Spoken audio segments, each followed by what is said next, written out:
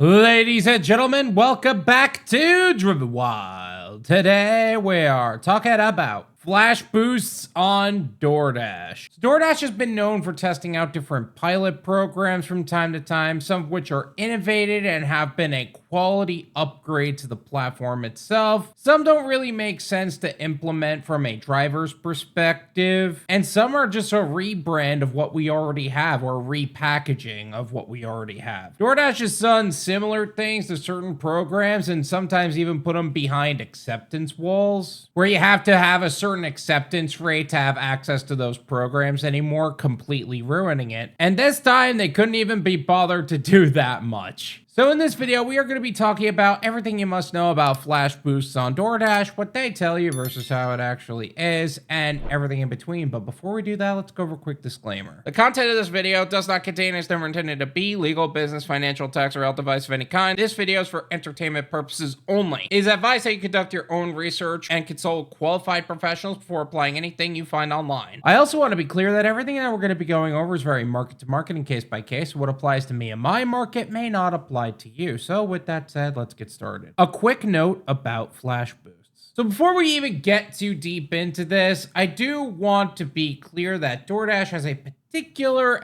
MO when it comes to certain pilot programs.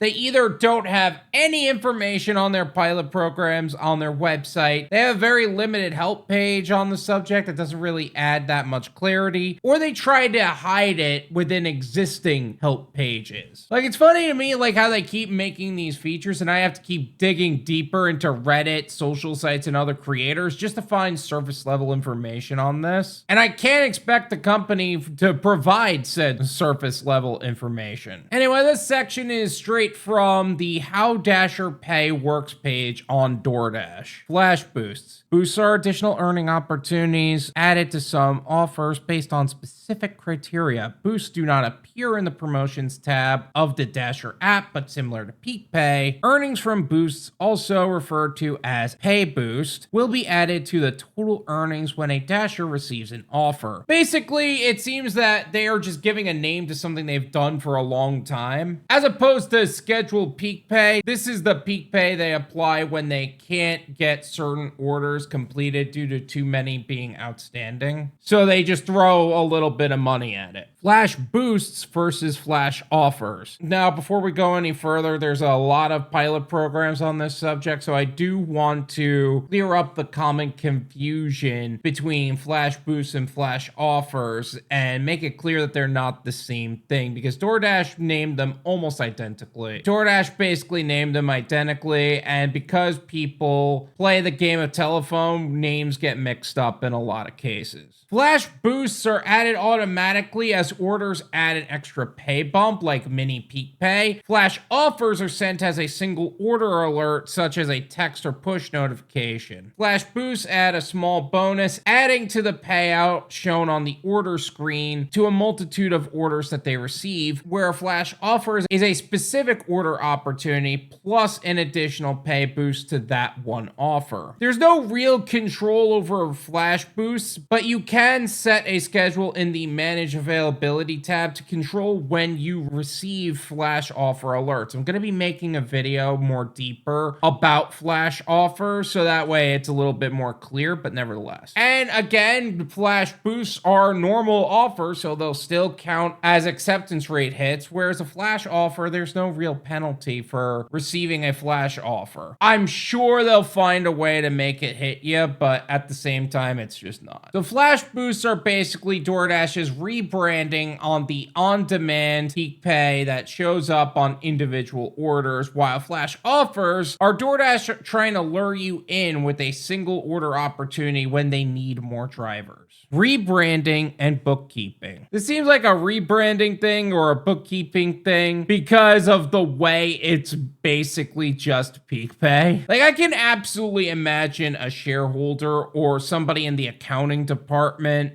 bitching about the peak pay being too high, or somebody scrambling to try to explain this to a shareholder or somebody in the accounting department because they're getting so much IRS headaches on the subject. So they try to explain how this category of peak pay explains both the scheduled peak pay and like the on-demand, like, hey, we need drivers during this time peak pay. But that person isn't totally convinced by that explanation, and they're still looking for even more money from their shareholders. So instead of trying to separate those categories, they present it as a new feature, but in reality, this was a rebrand of something they were already doing for a while now, and they decided to say it's just a different form to pay for it. The psychology behind flash boosts. DoorDash knows that drivers respond to urgency. Flash boosts are designed with a bit of gamification similar to that of peak pay. When you see an order with a little bit of extra pay tag to it, it triggers a FOMO or a fear of missing out, making you feel like you should grab it right away. That is going to lead to oversaturation. Dashers run to the same hotspot chasing that boosted offer, but as soon as enough drivers log in, the order quality drops, everyone's fighting for scraps, and in the end, you actually make less per hour, even though you're technically getting extra pay. This is why it's important to stay disciplined, because boosts can make bad orders look better than they really are, but you still have to evaluate the payout, mileage, and the time it would normally take to complete these orders. Boosts are lower than peak pay. This also invites DoorDash to lower how much they offer for these boosts, because I've been seeing 50-cent an order boosts, and in fact, one of them was sent to me from one of my subscribers, TKAK Kearney. Thank you so much for sharing me this image and making this part of the video possible, which is almost insulting because I could definitely see Tony Shu taking change out of his change jar in his office and just jingling at you like, here boy,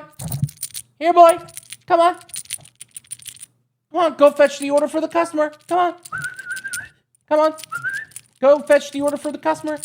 Just whistling at you and treating you like a dog. By the way, as I was doing that bit, it was so hard to remember my lines and jingle these quarters the way I was. Like, that was not as easy as I thought it was going to be. Man, I can really only do one thing at a time. I can't chew gum and walk at the same time. But let's also remember the other reason that an order doesn't get accepted. The customers didn't tip, and those orders of no-tip customers add up, which is why they started adding earn by time to the ways you can earn on a few of these platforms. But I guess they're doing this now because a tiny boost like this will cost less than earned by time drivers on a bunch of different fronts. But that shouldn't change your position when it comes to the platform. Remember, it's no tip, no trip. Not no tip, do the order anyway. Not no tip, well, I guess it's enough pocket change for me. No tip, no trip. It's that simple. Don't chase boosts. As we said earlier, the way they treat boost pay is how they treat peak pay. It is a way to entice drivers to go where they want you to go because of the extra pay. The promise of extra pay often lures drivers, which means more competition for orders, and the result is fewer quality orders go around, even during so-called high demand, which creates the illusion of higher earnings, but the underlying order quality often stays the same, if not less. Remember, more orders doesn't mean good orders, and I've delved deeper into this in another video recently. That video is going to be in the description, so feel free to check it out. So instead of chasing every boosted order that pops up, here's how to handle them strategically that actually improves your earnings. Best practices for handling boosts.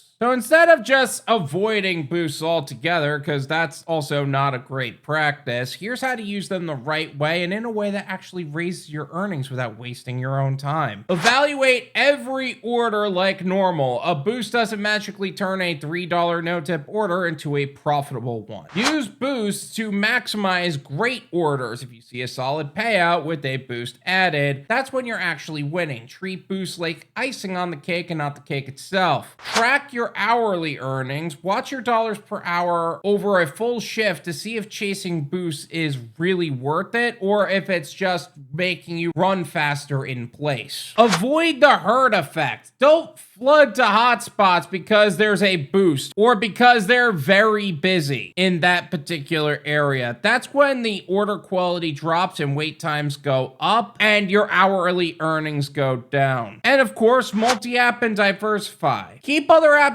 running so you can grab the most profitable orders without being stuck with boosted but low quality DoorDash orders. Those tips are going to help you you from wasting your time on bad boosted orders, but if you follow them, boost won't raise your earnings as much as multi-apping does. Let's talk about why that's still the best play. Still not as good as multi-apping. I am so sure there's going to be somebody in my comment section raising their Doordash flag, vouching for a boost as the way they made so much more money. But it is still not as good as multi-apping, or even close to as good as multi-apping. People chase boost because they want to make more money for themselves for the same work that they're already doing. Well, let's talk about what actually makes you more money for the same work you're already doing. Diversifying your gig portfolio. Have a multitude of apps on a multitude of verticals, whether it's more delivery apps such as food delivery, grocery delivery, retail, package routes, last mile logistics, what have you. And don't be afraid of stepping out and trying something else as well, something new for yourself. Maybe you're into something that you find yourself to be more fulfilled by, and it's in another industry, and you want to build out there and have gig work as a fallback. Sure, you have food delivery, catering delivery, and grocery delivery. All of that's cool. What about notary work? What about field agent work? UGC? It's never too late to try something new. What about developing an exit strategy? Remember, the gig economy is an income bridge to what would be a long-term goal. It's not simply the goal. That can look different for a lot of people, whether that's content creation, investing in real estate, investing in the stock market, or building your own business, such as a delivery service provider or DSP. And having your own delivery service provider means you're not just cutting out the middleman, but being able to fulfill those orders with your own drivers, including yourself. And if you're ready to go beyond just multi-apping and stop relying on these platforms entirely and take full control of your own deliveries, the next step is to build your own delivery service provider business. Let's talk about how we can make that happen. One of the things I constantly say is to treat the gig economy as an income bridge to what would be a long-term goal, and not simply the goal, and to develop an exit strategy such as building your own delivery service provider. And I've partnered with experienced professionals to help create a step-by-step guide to create a six-figure earning business after 90 days of focused hard work. The course is going to guide you to create your own business entity and foundation. It's going to show you methods to source restaurants and drivers with game-changing opportunities, equip you with top-of-the-line seamless technology, and resources and done-for-you contracts to protect you financially. You'll also have access to high-level professional guidance to help you build your business foundation and support you as you reach greater heights. Check the link in the description to sign up and transform how businesses serve customers and how gig workers will get greater opportunities with you. We are excited and looking forward to helping you secure your financial future. And with all of that said, let's get back to the video. Frequently asked questions. Before we wrap this up, let's do a quick lightning round of FAQs about flash boosts and offers.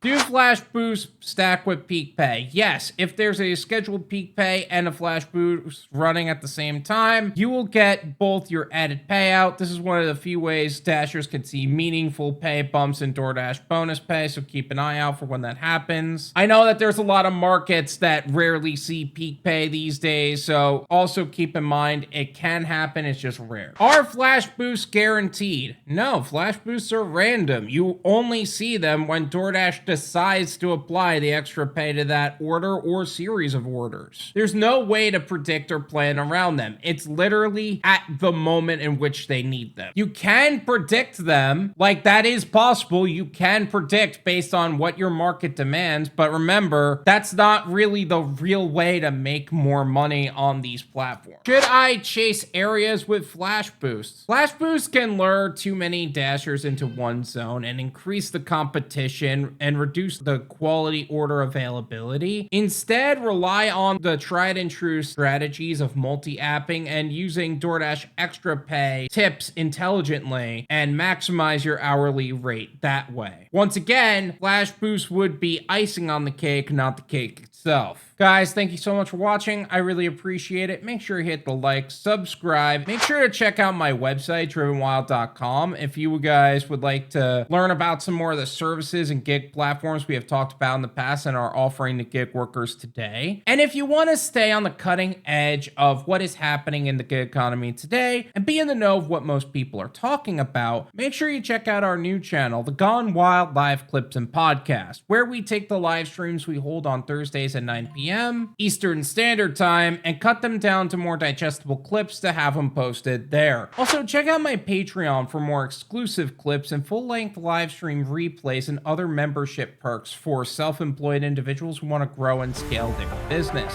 Once again, thank you guys all so much for watching, and until next time.